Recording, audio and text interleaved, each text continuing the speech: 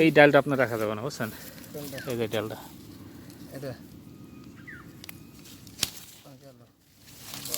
এগুলো কোনো ডালে রাখা যাবে না।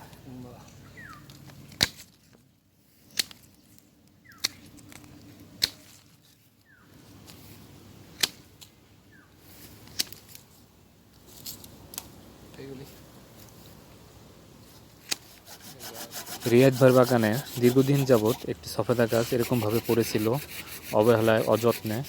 গাছটি মূলত মারা গিয়েছিল এবং সেখান থেকে আরেকটা নতুন গাছ গজিয়েছে।